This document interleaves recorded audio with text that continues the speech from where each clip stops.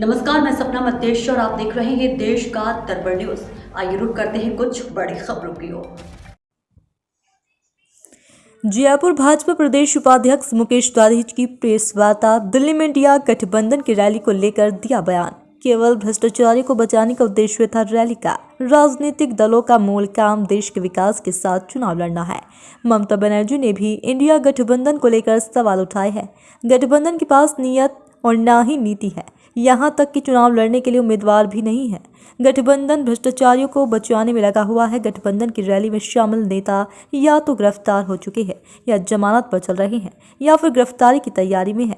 मोदी सरकार 140 करोड़ लोगों की सेवा के लिए कृत संकल्प है।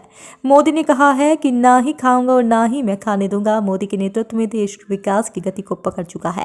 प्रधानमंत्री मोदी ने देश को एक नई दिशा दी है। विकसित भारत, गरीबों के जीवन में परिवर्तन एक ही चेहरा है। देखा होगा कि दिल्ली में एक ऐसे गठबंधन ने रैली की जिस रैली का उद्देश्य केवल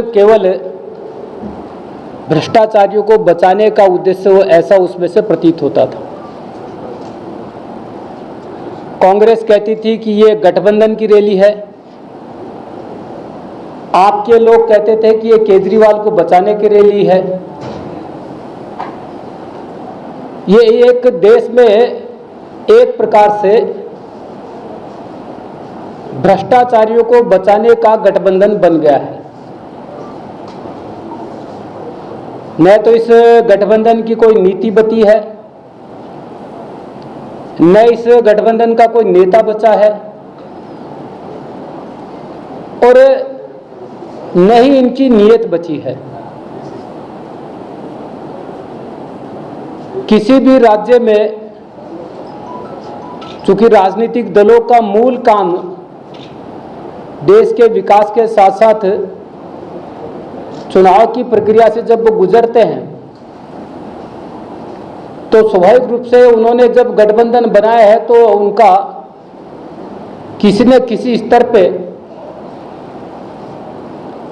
सीटों का बंटवारा या आपस में चुनाव लड़ने का उनका काम जो होना चाहिए था वो भी नहीं हो पाया। और आज ही ममता बनर्जी ने कहा है कि कांग्रेस भारतीय जनता पार्टी को जिताने का काम कर रही है। ये एक प्रकार से इस गठबंधन के ऊपर उंगलियां निशान उन्होंने उठाया है। पंजाब में इनका कोई समझौता नहीं हो पा रहा। उत्तर प्रदेश में भी कमोबेश ऐसी हालत है, न रायबरेली में कैंडिडेट है न अमेठी में कैंडिडेट है। कुल मिलाकर के अगर मैं सार रूप में कहूं तो एक प्रकार से सारा गठबंधन भ्रष्टाचारियों को बचाने में लगा हुआ है। और जब देश के प्रधानमंत्री नरेंद्र मोदी जी प्रधानमंत्री बने, उन्होंने कहा था कि न खाऊंगा न खाने दूंगा। मैं आपके माध्यम से, मीडिया के माध्यम से कांग्रेस के लोगों से पूछना चाहता हूं, 10 साल के भारतीय जनता पार्टी के शासन पे उनका किसी भी प्रकार का कोई उनके पास में इस प्रकार का भ्रष्टाचार का कोई मामला हो तो वो उठाते क्यों नहीं है वो? लेकिन चूंकि उनके पास कुछ है नहीं, तो जैसा प्रधानमंत्री जी ने कई बार स्पष्ट किया, गृह मंत्री जी ने स्पष्ट किया, हमने एजेंसियों को स्वतंत्र रूप से काम करने का अवसर दिया है। और जब एजेंसियां स्वतंत्र रूप से काम कर रही है और जो लोग देश की संपदा को लूट रहे थे उनको गिरफ्तार कर रही है, तो इन सब तमाम नेताओं के पेट में दर्द हो रहा है। कल उस गठबंधन की रैली में जितने भी नेता थे या तो गिरफ्तार हो चुके हैं या जमानत पे चल रहे हैं या गिरफ्तारी की तैयारी में है। इस 3 श्रेणी के लोग उस पूरी रैली में थे और उससे ये लगता है कि ये पूरा गठबंधन एक प्रकार से भ्रष्टाचारियों को बचाने के काम में लगा हुआ है। मैं आपके माध्यम से देश की जनता को अवगत कराना चाहूंगा, नरेंद्र मोदी जी की सरकार कृत संकल्पित है देश के लिए, 140 करोड़ लोगों के लिए।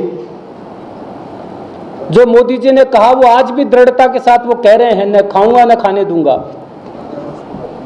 जिन्होंने भी देश की संपदा को लूटा है, ऐसे लोगों को जेल जाना ही होगा। और इसलिए आपके माध्यम से मैं कहना चाहूंगा कि देश विकास की गति पकड़ चुका है और मोदी जी ने 2014 के बाद से मोटे तौर पे अगर अपन बात करें